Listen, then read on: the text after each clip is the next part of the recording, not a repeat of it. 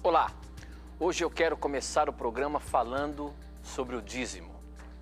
Esta instituição divina que nos nossos dias tem sido banalizada. Muitos acreditam que esta ordenança foi apenas para o antigo Israel, para uma classe de pessoas separadas, conhecidas como levitas, que cuidavam dos cultos ali. Outros já banalizam completamente e, através de teologias da prosperidade, usam dessa ordenança divina e deturpam a questão da minha obrigação com Deus ou de como eu devo lidar com essa situação. Como é o dízimo na palavra de Deus? Ele realmente foi só para o povo do passado?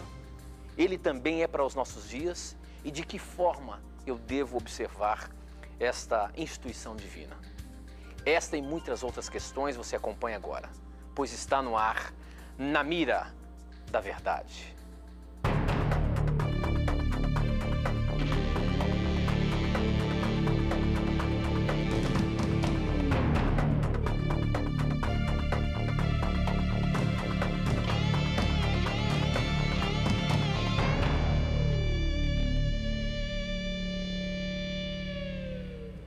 Olá, seja muito bem-vindo. Já estamos no ar com o Brasil e o mundo, através das ondas do rádio, da internet e da TV Novo Tempo espalhada por todo o nosso país.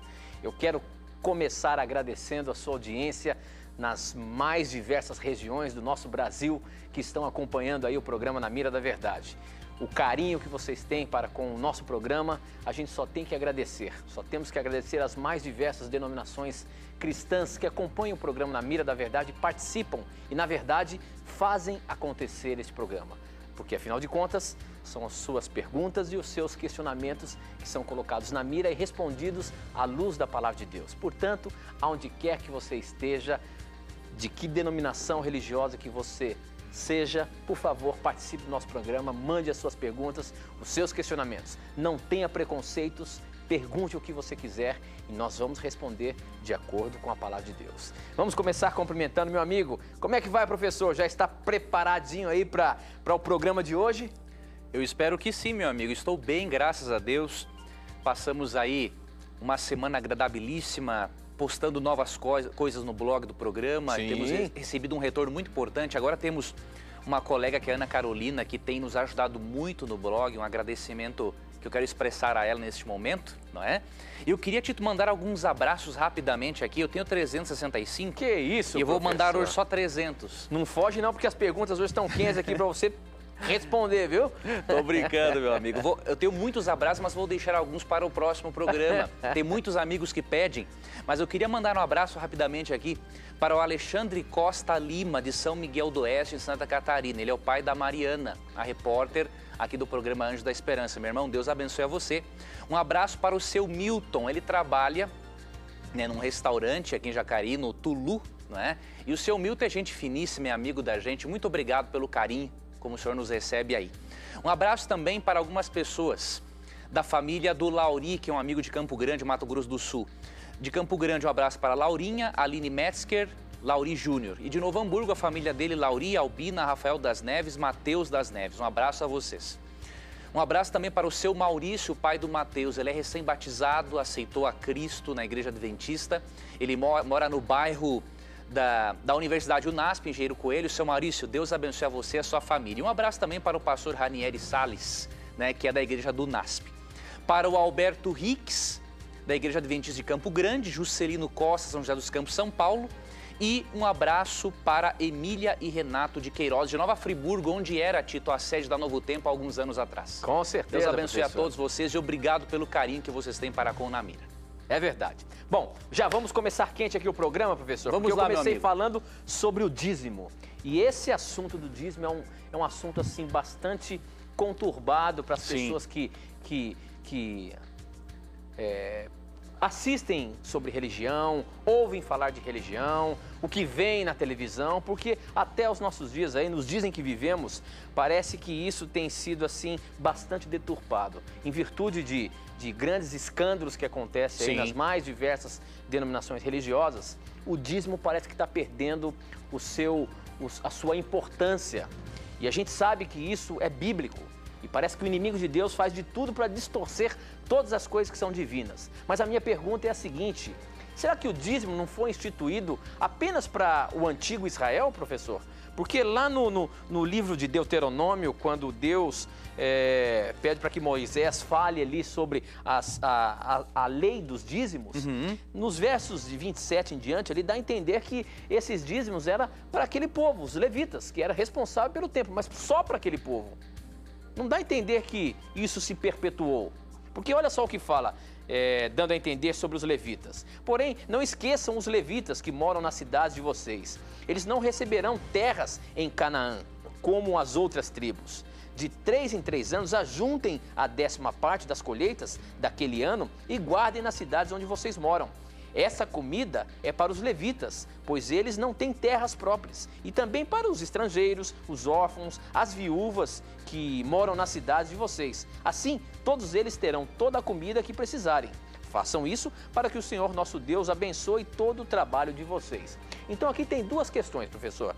A primeira, que dá a entender que é para aquele grupo especial. Certo. Quando ele fala de comida aqui, porque no início Deus havia instituído que o dízimo seria a 10ª parte daquilo que eles plantavam, que aquilo que eles colhiam, eles deveriam levar perante Deus, né? Certo. E aí dá a entender aqui de que os levitas eram uma classe especial que o povo deveria guardar a cada 3 anos uma parte para deixar para ele, porque eles eram responsáveis pelas partes dos cultos no povo de Israel. Sim. Né? Agora, uma outra questão aqui, que dá a entender no finalzinho, de que para você ser abençoado por Deus, você tem que fazer isso. Então dá uma ideia de que eu só vou ser abençoado se eu realmente dizimar.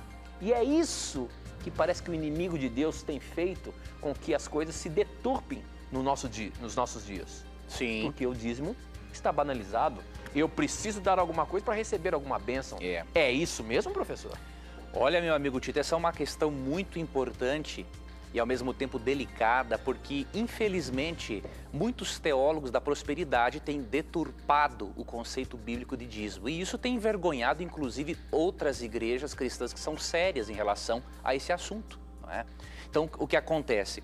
É claro que isso não justifica a atitude de alguns ateus que olham para todos os cristãos e pensam assim: é todo mundo farinha do mesmo saco. Isso é uma imaturidade, né? Não pode pensar assim, né? Tem muita igreja séria que administra corretamente o dinheiro do dízimo e que ensina o princípio do dízimo da maneira correta. Por que existe o dízimo na Bíblia? Esse texto de Deuteronômio 14, 22, ele tem que ser entendido à luz de Números 18, 21, né? É um texto importante porque vai nos esclarecer que na Bíblia, nos dias do Antigo Testamento, tinham 2 tipos de dízimos, né? Então, o que acontece? Em Números 18, 21, falou assim, ó: todos os dízimos que eu recebo do povo de Israel, dou aos levitas pelo serviço que fazem no tabernáculo.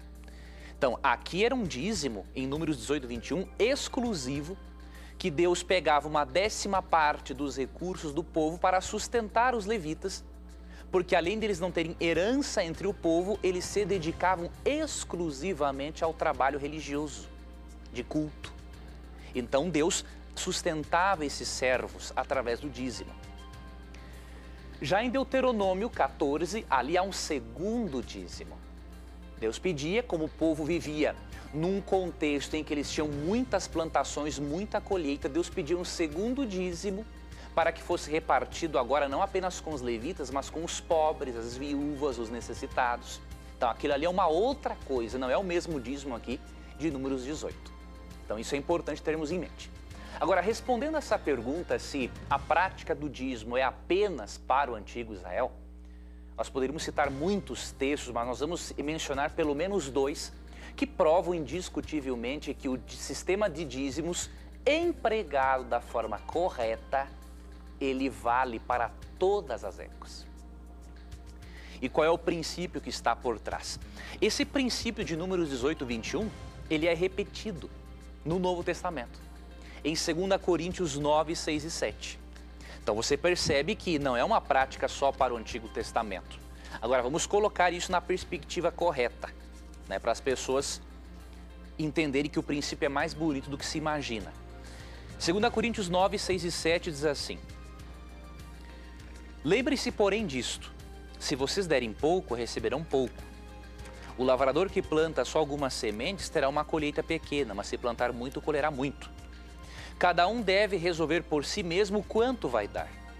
Não force ninguém a dar mais do que realmente deseja, pois Deus ama aos que dão com alegria.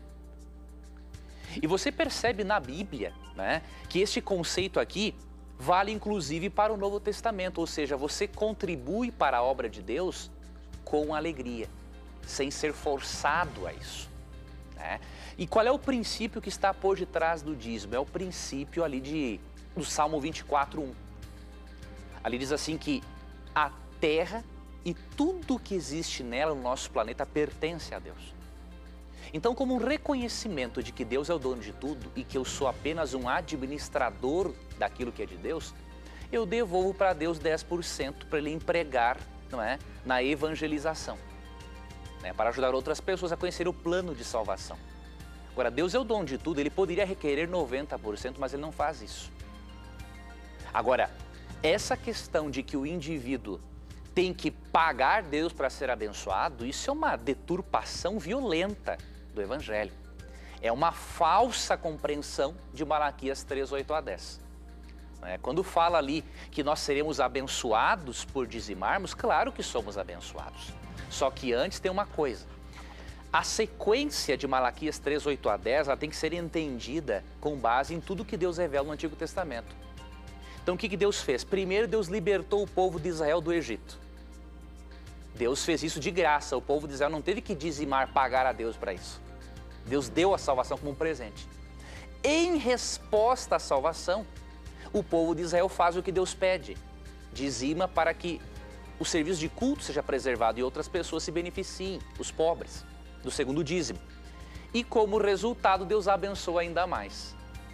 Então, esse é o sistema bíblico de dízimos, é um princípio de vida.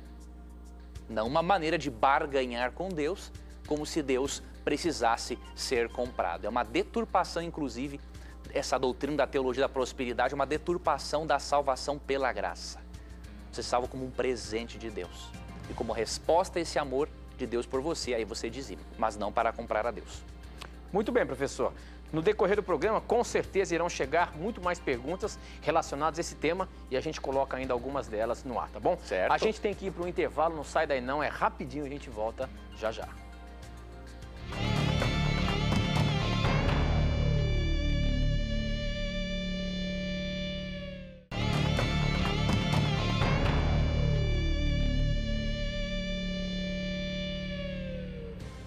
Já estamos de volta e eu queria dizer para você como você faz para participar do nosso programa. Se você está zapeando a sua televisão aí, caiu no programa Na Mira da Verdade, está se perguntando aí, o que é isso? Que programa é esse? Como que eu posso participar? É um programa interativo, nós estamos ao vivo, agora são 21 horas e 17 minutos e você pode participar sim.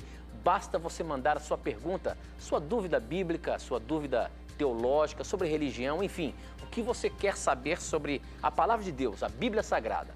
Você pergunta e nós colocamos Na Mira da Verdade e o nosso amigo o professor Leandro Quadros responde de acordo com a Bíblia Sagrada. Para você participar, baste mandar para a gente um torpedo SMS e eu recebo na hora aqui. O número é 12 9156 6972. Está aparecendo aí no seu televisor? 12 9156 6972. Ou então você pode acessar o nosso blog novotempo.com/Na Mira da Verdade. Você vai ver que ali do lado direito, um pouco mais embaixo, diz que o programa está no ar e já tem um formuláriozinho para você colocar a sua dúvida ali e eu também recebo ao vivo aqui, na hora, online aqui, tá bom? Então participe do nosso programa, não importa qual a pergunta que você queira fazer, manda pra gente que nós vamos colocar Na Mira da Verdade. Professor Leandro Quadros, vamos, meu amigo. Os torpedos não param de chegar aqui e também no nosso blog. Eu queria colocar agora uma pergunta do nosso blog muito interessante, professor. Quem mandou essa pergunta foi o Emerson Rocha. Ele é de Pirassununga, no estado de São Paulo. Ele diz o seguinte, pergunta o seguinte. Em Jeremias 3, 16 a 17, no intervalo, já até abri aqui para a gente dar uma lidinha, está profetizado que a Arca da Aliança cairia em esquecimento. Primeira pergunta que eu queria lhe fazer é o seguinte. Qual o real sentido da Arca da Aliança? Sabe por quê? Porque até filmes já foram feitos sobre isso. Dizem que a Arca da Aliança está escondida nesse mundo aí, né? Até Indiana Jones fez um filme em busca da Arca Perdida, aquela coisa toda. Mas, professor, qual o objetivo desse utensílio que foi instituído por Deus também? Deus pediu para que se fizesse essa Arca da Aliança. E qual o objetivo da Arca da Aliança? Por que Deus pediu para que fizesse essa arca? E o que tem nesta Arca da Aliança? E qual o significado disso tudo? A Arca da Aliança, ou a Arca do Concerto, era uma espécie de uma caixa, não é? De madeira. E ela tinha ali uma tampa que chamava-se de propiciatório. Ali a glória de Deus se manifestava através dessa arca, aquela tampa simbolizava ali o trono de Deus. E dentro dessa arca continham as tábuas da lei dos 10 mandamentos. Então é claro que quando o povo de Israel foi cativo, levado preso para a Babilônia, essa arca foi escondida ou se perdeu, nós não sabemos. Agora, as especulações de que a arca vai ser descoberta e tudo mais, isso não tem evidência nenhuma disso. Se for descoberto, que maravilha, seria com certeza a maior descoberta arqueológica de todos os tempos, mas nós não temos evidências bíblicas disso. Agora, a importância da Arca do Concerto é muito grande pelo seguinte: Deus deixava registrado ali naquela arca os 10 mandamentos, mostrando ao povo que os 10 mandamentos se constituem num padrão de conduta, no estilo de vida daqueles que são salvos por Deus. Esta lei nunca teve um propósito de salvar o povo de Israel. Essa teologia que diz que a salvação é pela graça no Novo Testamento e pela lei no Antigo Testamento, essa teologia é precária, é absurda e não tem cabimento. Sempre existiu apenas um plano de salvação, amigo telespectador e amigo ouvinte da Rádio Novo Tempo. Um plano de salvação apenas. Se você vai para o Salmo 27:1, você percebe ali que Davi expressa a sua crença, não é, de que a salvação é pela graça. Isaías 12, verso 2. Então a salvação é pela graça. Agora, a lei, ela mostra como deve ser o estilo de vida daquele que é salvo pela graça. E há uma coisa importante. Em Apocalipse 11:19 é feita uma nova menção à Arca da Aliança. Só que não a Arca da Aliança aqui da terra, mas há uma Arca da Aliança em que João viu em visão e que está no céu. E isso é muito significativo. Por quê? Aqui em Apocalipse 11:19 diz assim: então no céu abriu-se o templo. Que templo? O templo onde Deus mora, não mais o templo de Israel. O templo de Deus, e a arca da sua aliança pôde ser vista. E houve relâmpagos, vozes, trovões, um terremoto e uma grande tempestade de pedras. Essa parte aqui do texto que fala em relâmpagos, vozes, trovões, isso aqui se refere ao juízo de Deus. E ali menciona-se que quando foi visto o templo de Deus por João numa visão, ali estava uma arca da aliança. Ou seja, a arca que existia aqui para o antigo Israel era uma cópia da verdadeira que está no céu. E se essa arca está no templo de Deus, com certeza a lei de Deus continua em vigor em nossos dias, meu amigo. Eu gosto muito de uma análise de um pioneiro milerita, adventista, que ele dizia assim, o nome dele é Cottrell, R.F. Cottrell.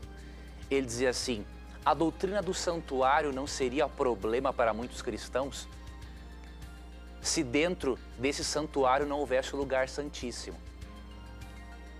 O lugar santíssimo não seria um problema para muitos cristãos se dentro não houvesse a Arca da Aliança.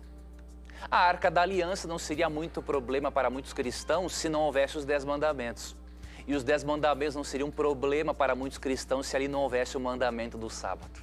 Então veja, o argumento dele é perfeito, mostrando que uma doutrina bíblica puxa a outra. E se nós aceitamos de coração uma, aceitamos todas as verdades que Deus nos revela na sua palavra. Muito bem, professor. Uma pergunta que chegou aqui pelo nosso torpedinho SMS, essa vai entrar na mira da verdade. Deixa eu ver se tem o nome da pessoa aqui.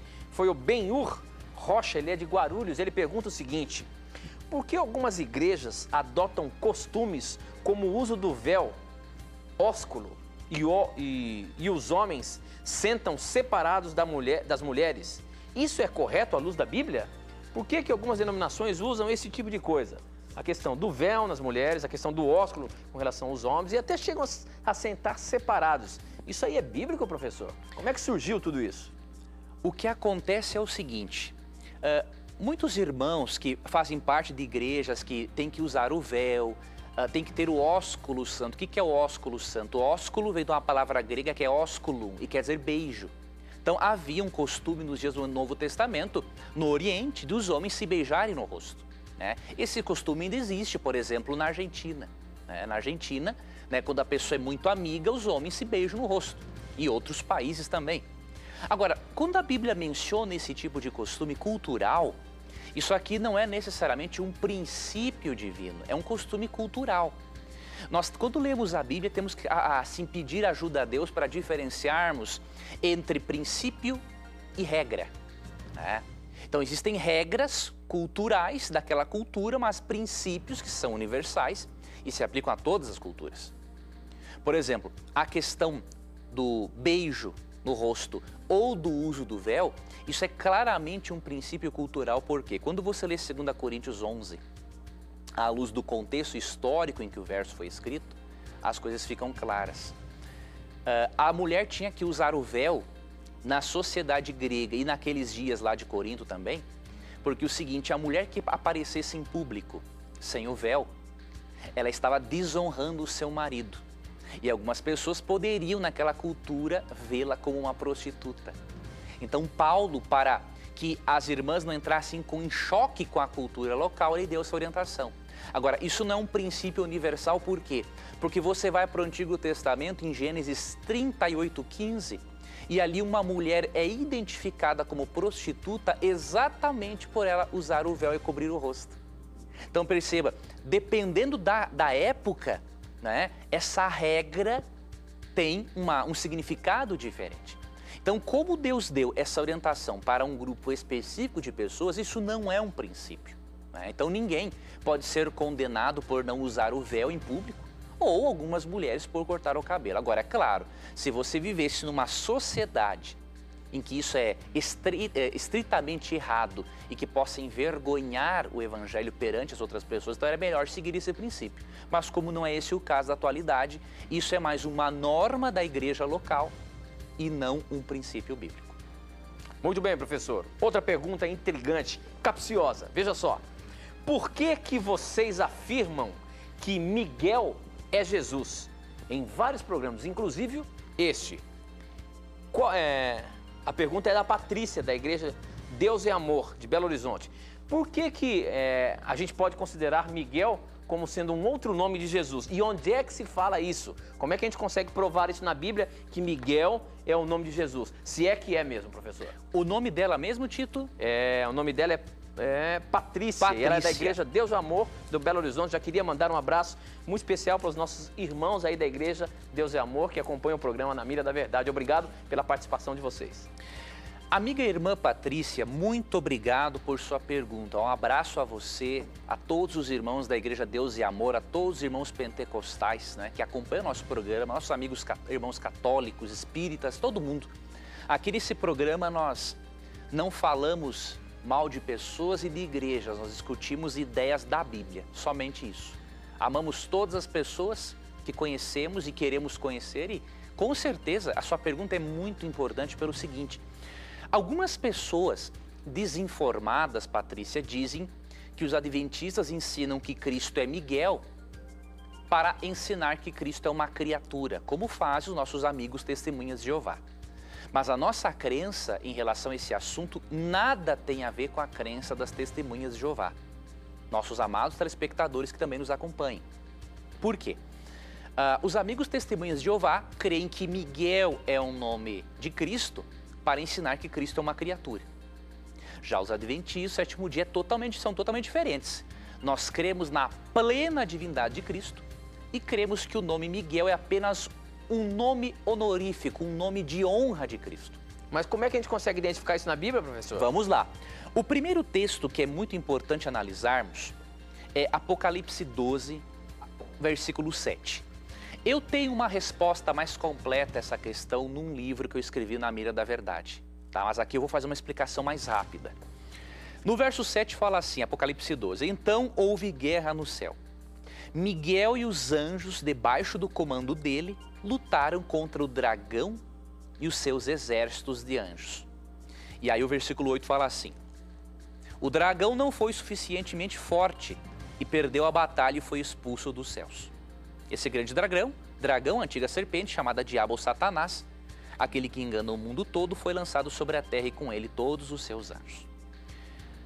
Aqui menciona uma disputa no céu, uma batalha entre Miguel e seus anjos e o diabo e seus anjos. Nós temos que analisar uma coisa, duas primeiramente. O nome Miguel, ele é uma pergunta no hebraico. E ele significa assim, quem é como Deus? Esse nome ele é um desafio à atitude de Satanás de querer ser igual a Deus. Lá em Isaías 14, 12 e 14, Satanás menciona que ele queria subir acima das altas estrelas e estar no trono de Deus.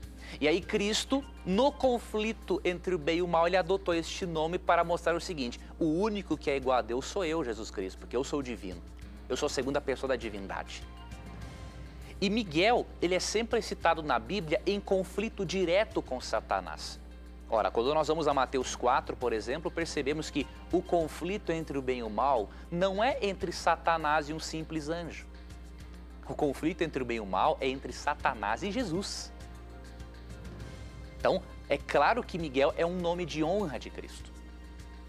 E você tem que analisar outros detalhes também. Se você entrar no blog do Na Mira da Verdade, nós temos outras evidências no livro Na Mira da Verdade, tá bom? Mas tenha isso em mente, amiga Patrícia. É apenas um nome de honra. Assim como Cristo em Apocalipse 5:5 é chamado de o leão da tribo de Judá. Isso não torna ele um animal. É um nome que destaca uma função dele.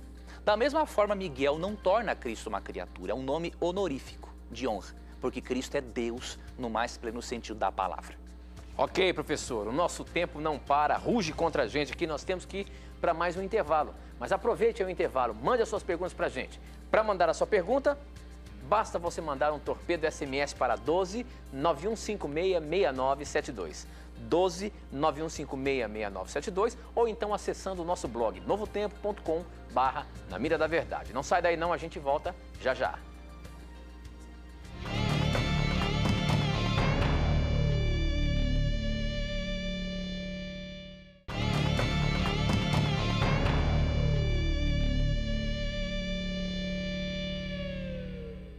Já estamos de volta e para você participar do nosso programa é muito fácil. Basta mandar um torpedo SMS para 12 9156 6972 ou então acessar o nosso blog novotempo.com/Na Mira da Verdade. Olha, já tá? Não para de chegar as perguntas aqui. No intervalo chegaram muitas e, como eu disse, perguntas sobre o dízimo que nós começamos a falar no início do programa começam a chegar aqui sem parar. E essa aqui é interessante, professor. Olha só o torpedinho que chegou aqui pra gente. Olá, Tito, professor Leandro, boa noite. O pastor da minha igreja está pedindo dízimo de 100, 90, 80, 70, 60, 50, 40, 30% para ser abençoado. Professor Leandro Quadros, é o que ela pergunta aqui. Isto é certo? O dízimo é para ser um meio de ser abençoado a pessoa? Ou seja, quanto mais eu der, na verdade não é dízimo, pô. Dízimo é 10%. Como é que é isso aí? Veja bem, meu amigo telespectador, esse seu pastor está errado pelo seguinte. A palavra dízimo, do hebraico e do grego, né, é uma palavra que significa em si um décimo, 10%. Então o que acontece? Nós lemos no primeiro bloco do programa, em 2 Coríntios 9, 6 e 7, que a pessoa quando dizima ou oferta para Deus, ela não pode ser coagida a isso. Obrigada a isso. Né? Por exemplo, o dízimo é 10%, biblicamente. Já a oferta é algo voluntário. Né? Então, não é correto isso que ele está fazendo. Né? E muitas igrejas sérias não fazem isso. Por quê? Quando você lê, por exemplo, Malaquias 3:10, Deus é muito claro em dizer o seguinte: tragam todos os dízimos aos depósitos do templo para haver alimento suficiente em minha casa. Põe-me à prova, diz o Senhor dos Exércitos, e eu abrirei as janelas do céu e derramarei uma bênção tão grande que não terá um lugar onde guardá-la. Agora, Veja, professor, Deus é exatamente esse texto que é usado aí para desafiar o cristão. Porque Deus fala lá, olha, fazei prova de mim. Então dá 10, dá 20, dá 30, você vai ver se Deus não vai me abençoar.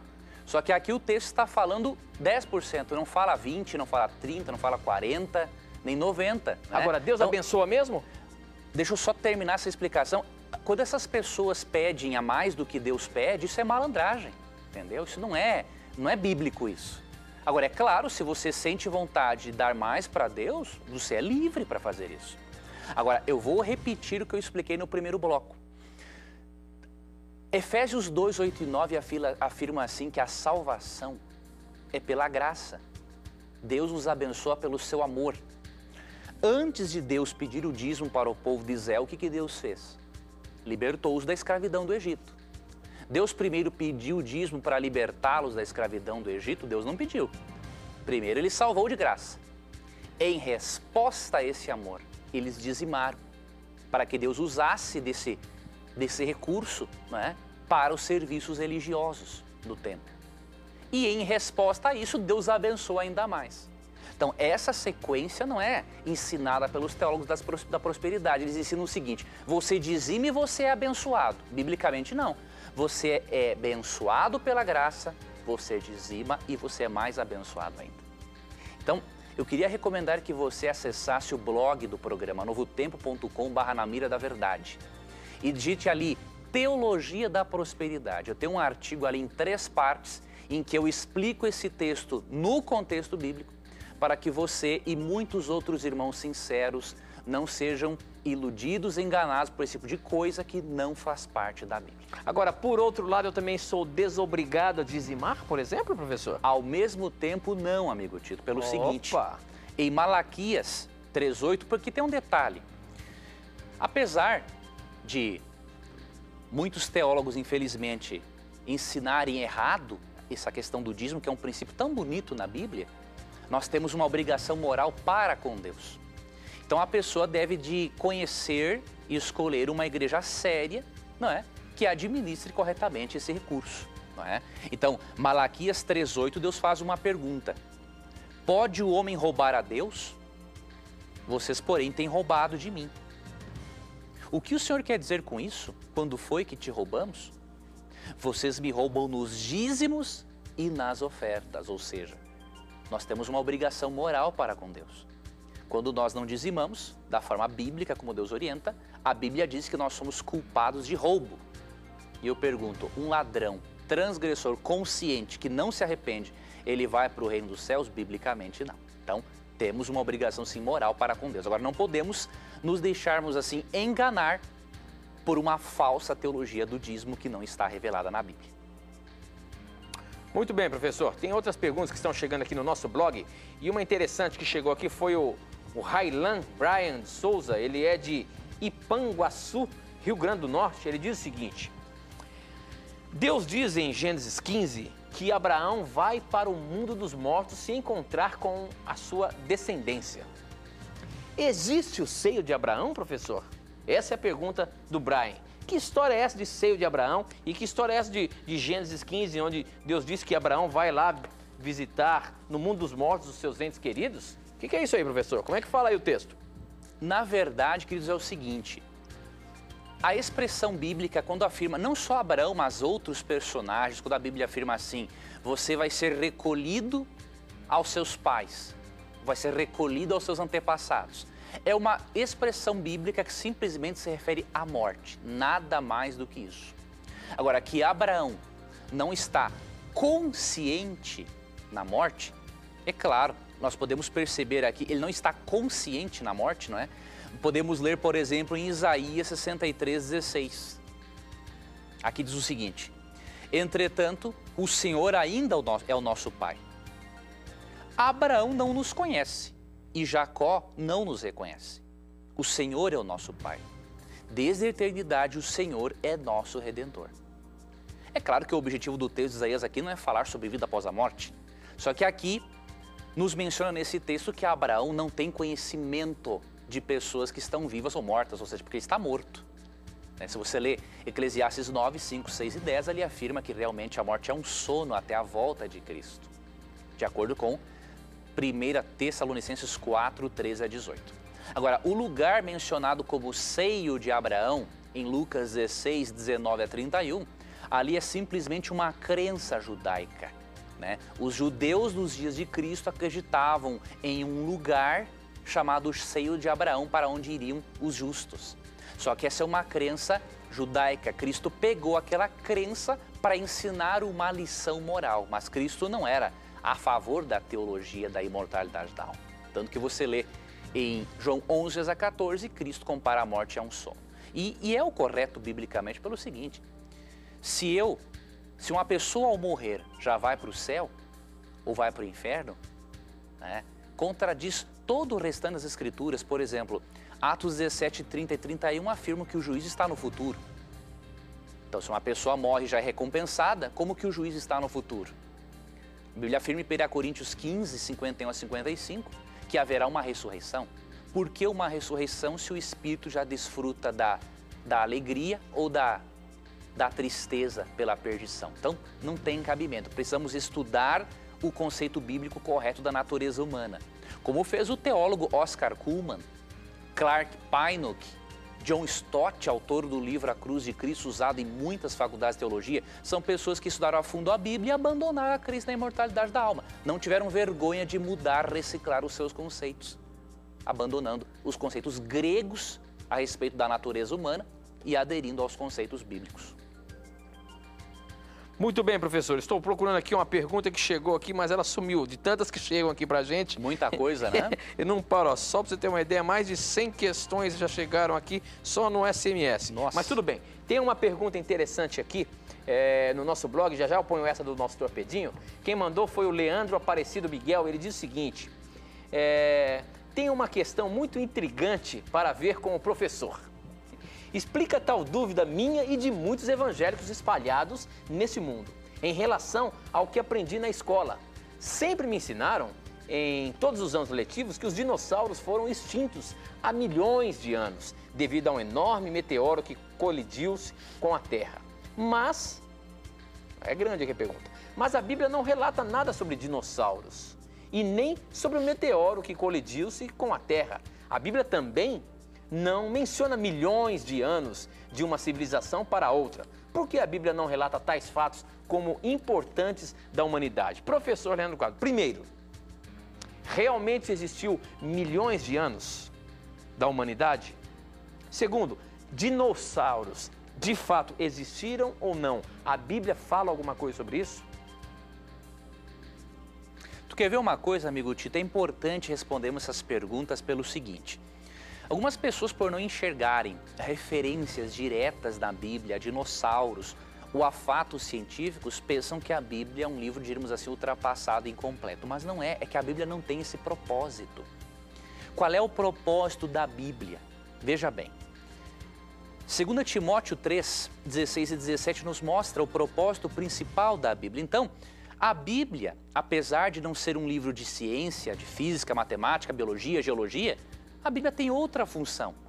A Bíblia tem, não é, como ser comprovada de outras maneiras. Porque se Deus fosse registrar tudo na palavra dele, imagine quantas Bíblias nós teríamos. Então, qual é o propósito principal da Bíblia? Eu vou ler para você aqui, querido Xará, 2 Timóteo 3, 16 e 17. Toda a Escritura nos foi dada por inspiração de Deus e é útil para nos ensinar o que é verdadeiro e para nos fazer compreender o que está errado em nossas vidas. Ela nos endireita e nos ajuda a fazer o que é correto.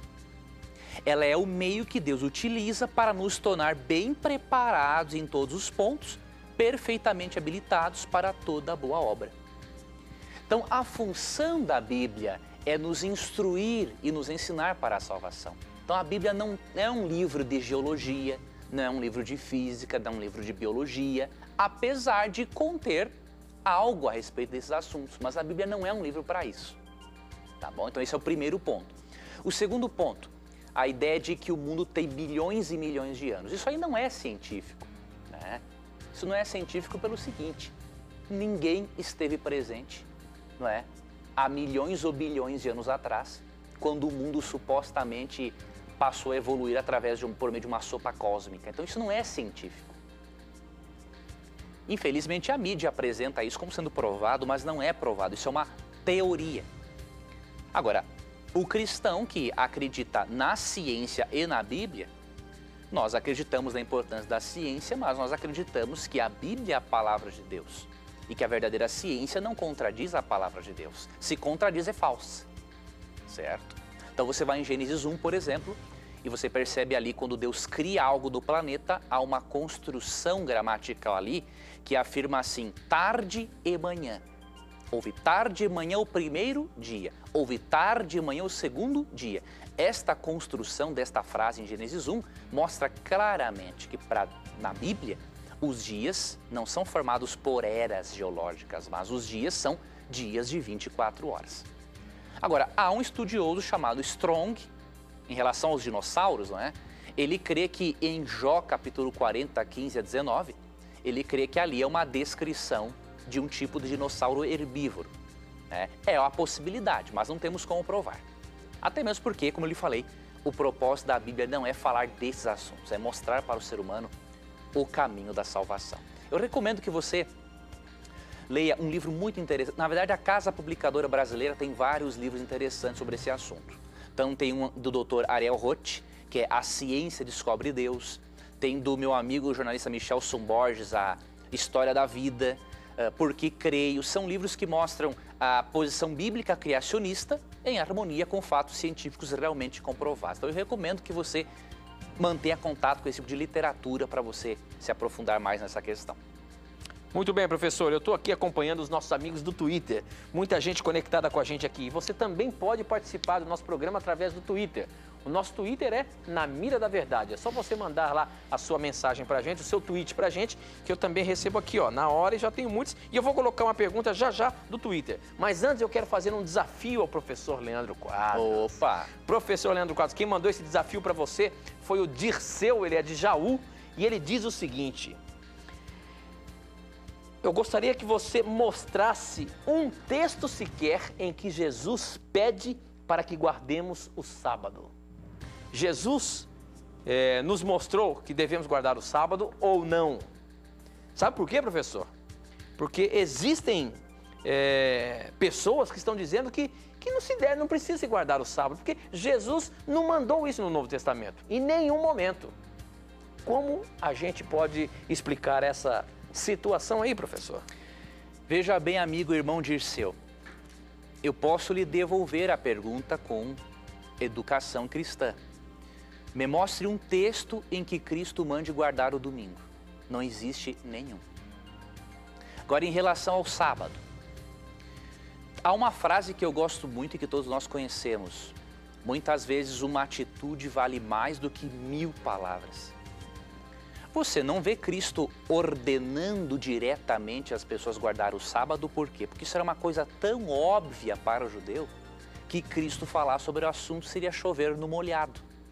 Agora, você abre a Bíblia, por exemplo, em Lucas 4,16 e você percebe uma coisa interessante. O que Cristo fazia com o sábado?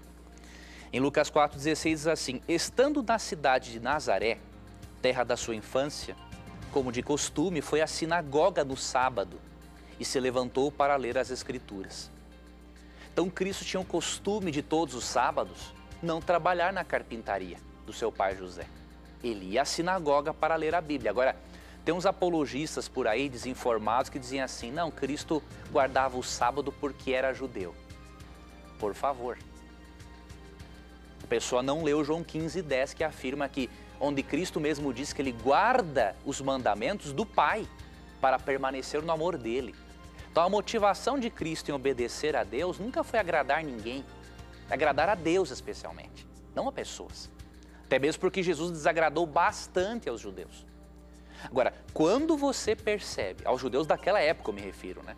Então quando você vê os embates de Cristo em relação ao sábado na Bíblia, nunca a discussão é o sábado é para guardar ou não guardar. A discussão de Cristo com os fariseus, os líderes religiosos da época, era como o sábado deve ser guardado.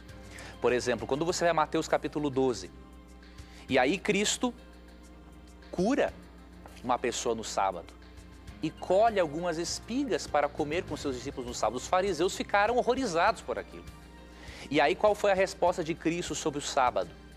Em Mateus 12:12 ele diz assim, ó, é certo fazer o bem no sábado. Ele está falando que é correto no sábado você fazer o bem em prol das pessoas. Só que Cristo não fala aqui que é para você fazer o bem, inclusive ter o trabalho do ganha-pão diário, para você não dedicar pelo menos um dia de 24 horas para Deus. Então nós precisamos estudar essa doutrina da maneira correta. E uma outra coisa, nós temos que pensar numa coisa, irmão Dirceu. Em João 10:30, Cristo fala assim, eu e o Pai somos um. Ou seja, ele e o Pai têm o mesmo pensamento, o mesmo caráter, o mesmo propósito. Será que Cristo aboliria um mandamento que o Deus, o Pai, estabeleceu no Antigo Testamento, em Gênesis 2:1-3, antes mesmo de existir o pecado? Será que Deus Pai criaria uma lei, por exemplo, aguardem meus filhos o sábado para passarem comigo o sábado todo? Aí Cristo veio no Novo Testamento e diz assim, não, meu Pai falou que é para guardar o sábado, mas isso é ultrapassado, eu digo para você fazer outra coisa. Nada a ver, né? Não existe essa separação entre as pessoas da divindade. A divindade pensa da mesma forma. Então precisamos olhar a Bíblia mais como um todo. Se olharmos a Bíblia parcialmente, nós vamos colocar nela interpretações que não existem e vamos estar por aí desobedecendo aos mandamentos de Deus, sem saber que estamos sendo grandemente prejudicados por isso. Muito bom, professor. E olha só, agora que eu quero colocar para você aqui, os nossos amigos do Twitter, e para você ver como os nossos jovens são ousados. Olha só a pergunta que a Bruna está fazendo aqui, ó. Se todos nós temos que esperar a volta de Jesus para irmos para o céu, por que Enoque já está lá? Olha só a questão, professor. Por que nós não podemos, de repente, ser arrebatados? Como existe aí a doutrina do arrebatamento secreto? Será que, ou mesmo se eu morrer, por que eu não posso ir lá para o céu, uma vez que Enoque já está lá, Moisés já está lá? Como é que é isso? Aí acontece o seguinte, amiga Bruna. Deus, em certos momentos na história, Deus realiza juízos, diríamos assim, antes da volta de Cristo. Juízos pré-advento, diríamos assim. Tá? Então o que acontece? Em certo momento da história, Deus julgou, achou necessário levar Enoque para o céu. Moisés foi ressuscitado, Elias, de acordo com 2 Reis 2, foi para o céu. Né? Então, o fato de haver uma ressurreição geral e uma volta de Cristo para o justo e para o céu, isso não impede de Deus ter as suas exceções. Agora, uma coisa importante. Atos 4:12 afirma que só há salvação por meio de Cristo. Isso significa que até mesmo essas pessoas que foram para o céu antecipadamente, eles foram para o céu, mas puderam permanecer lá porque Cristo morreu na cruz. Porque se Cristo não morresse na cruz, eles não poderiam permanecer lá. Eles foram para o céu com uma espécie de cheque pré-datado. Cristo pagou esse cheque na cruz para que eles permanecessem lá. Então, o fato de haver uma ressurreição geral na volta de Cristo não impede que Deus efetue as suas exceções. Tá bom? Então, agora, se Deus julgar necessário levar mais pessoas para o céu, Ele o fará em vida. Né? Você vai ali, por exemplo, em Mateus 27, 52 e 53, e ali você percebe que um grupo de pessoas que ressuscitou com Cristo para testemunhar em Jerusalém que Cristo realmente tinha ressuscitado, depois você vai a Efésios 4, 8 e 9, você percebe que esse grupo de pessoas foi para o céu, como troféus da vitória de Deus sobre a morte. Então Deus pode fazer isso sem contradizer necessariamente os seus procedimentos gerais.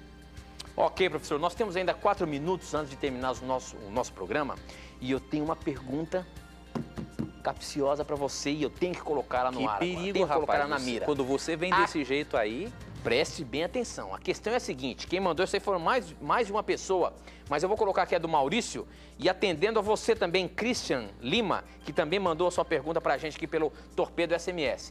O Maurício pergunta o seguinte, eu sou de Acaraú, no Ceará. Surgiu aqui uma dúvida em minha igreja em dizer que Jesus não passou 3 dias e 3 noites no ventre da terra, e sim menos de 2 dias, se observarmos a hora que ele morreu e a hora que ressuscitou. Como posso combater esta afirmação? Ela é verdadeira?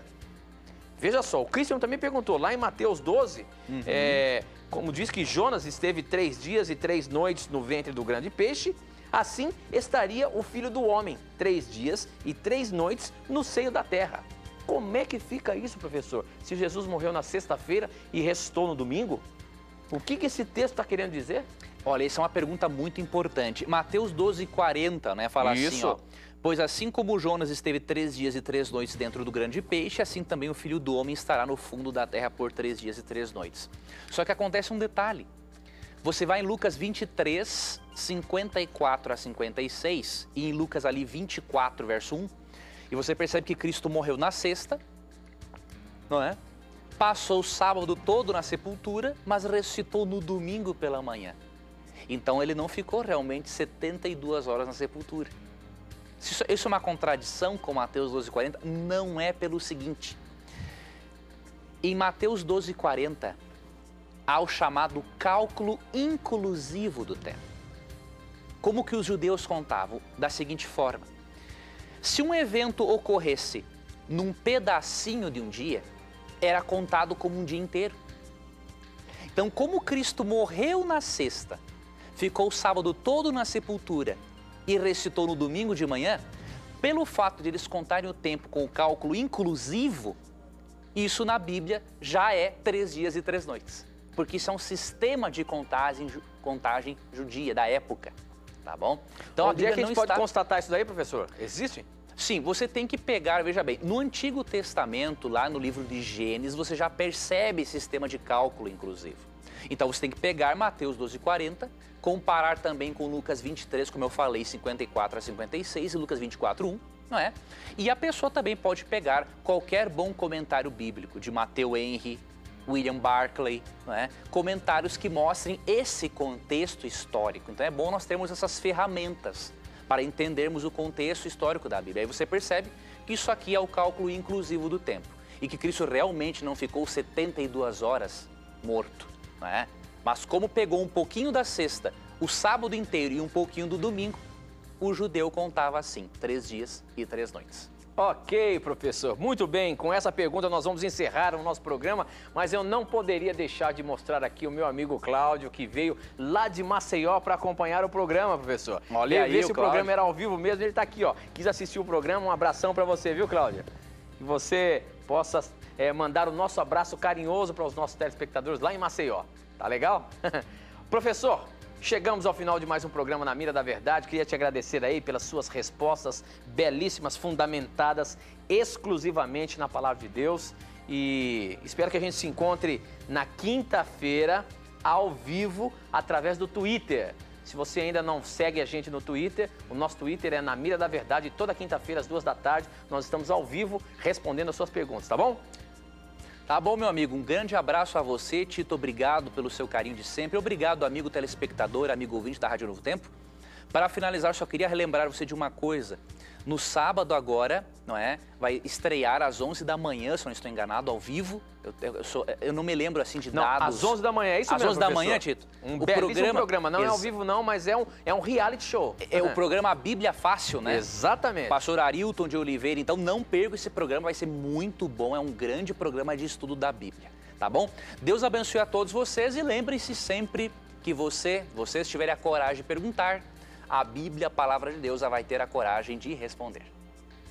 E não esqueça, no nosso programa, a sua pergunta, o seu questionamento sempre vão estar na mira da verdade. Até o nosso próximo encontro. Tchau!